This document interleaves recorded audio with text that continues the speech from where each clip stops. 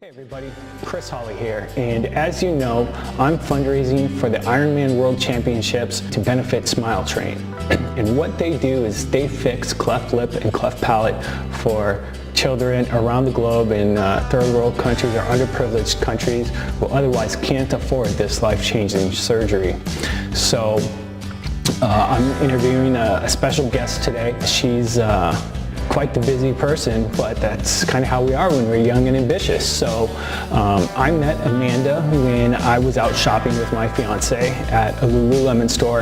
Amanda was the one that was helping me out. Thankfully, my fiance is a chatty Cathy, and we got to talking. I was wearing the Smile Train hat. We spoke a little bit about the charity Smile Train, and little did we know that Amanda happened to be born with cleft lip and cleft palate. We kind of started chit-chatting, and I felt that I really wanted to get her in and kind of interview her so she can tell us firsthand how her experience was growing up with cleft lip and how the surgery kind of changed her life and helped her out, as well as some of her ambitions for the future. Because it's one thing that we really don't see here in the States is some of these birth defects or deformities. We see pictures of it on TV or from me posting it on the internet for donations. So when we come across somebody who's actually lived it, it's very special. So I really wanted to get her in to talk about it. So without further ado, I'm going to let her jump in here and start chatting. I'm Mandy, and I was born with a cleft lip. I am now 26 years old, and my favorite thing to do is smile. I grew up in Chicago, and I was one of 3 girls. Went to school at Miami for dietetics and nutrition, and I will be taking my exam this summer and becoming a registered dietitian and hopefully working with the Smile Train. Hire me. I can travel across the world and help young children, even adults, learn how to eat and about nutrition and just to help them nourish their bodies before and after surgery. So those are my goals.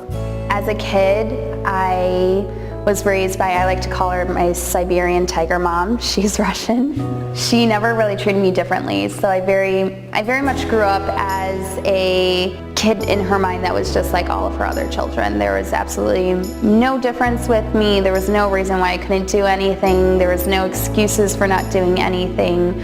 I was on the exact same path as my sisters. In that sense, I really never missed out on any activities. I can't even remember a day where I didn't have an activity. She really pushed me to be the woman I am today, and she's what makes me smile, I would think, yeah. I actually had quite a few surgeries. I had 3 when I was a really young baby, and I don't even remember them. But growing up, being even a baby, backtracking to that, my mom, I will start crying, shoot. She pumped and gave me breast milk even though I could not breastfeed. So she would pump and then take it almost looked like a turkey baster, but it was a syringe, and she would just drop 1 drop at a time into my mouth so that I could be fed. And she said it took forever, and she was a stay-at-home mom. She had my older sister. She was also babysitting my neighbors at the same time, so it's not like it was just me. And she said by the time I was done feeding, it was time for me to fall asleep. So I was the sleeping baby. Because I only had enough energy to stay awake for so long to eat, and because eating took so long, I was asleep by the time anyone came over. But I could not be more blessed that my mother did that for me, and just knowing that there's so many other children who that's not an option, and they're not getting the nourishment they need, and there's not enough time devoted to these children, and they really need that kind of, oh God, it breaks my heart. But I was so lucky that she did that for me. My dad helped out too. He was there. Don't want to discredit him. But, and then growing up, I had another one when I was in second grade. And in second grade was the first time I really realized that I was different and I looked different. Miss Nordine, my second grade teacher, was teaching us about symmetry, and she had all of us put our hands up to our face like this. And she said, see how on either side it's the same. Well, this girl named Leslie, I won't forget you, raised her hand and said, well, Mandy's isn't. And it was the first time I really realized that my face was different. And that's a hard thing as a kid, even though I was so blessed to have the amount of surgeries that I've had to look the way I do. As a child, no child has a filter. They say whatever on their mind. And I just remember not having friends, not being popular, kind of hiding myself because I couldn't enjoy joy. I was scared to smile. And in 8th grade, I got braces and they were bad. And at the time, my lip was, it was together. I didn't have, the cleft anymore. I definitely didn't look the way I do now. I had this bar across my gums and my lip was all the way up to my nose. It was bad. It was really bad. And then my mom bobbed my hair, so imagine this, short. It was just a bad stage in my life. But then in high school, I got the okay by my doctor, Frank Vicari. So he's from Children's Memorial in Chicago. And he's been my doctor since I was 3 weeks old. At 16, 17, walking into the office with all these babies and they call, Amanda Schaefer, right here. And I got my large surgery, which is where my lip finally started to come down a bit and I got this full lip. And it was a really big surgery. And I had to wear a dental mask because they literally stuffed my lip with cadaverous tissue.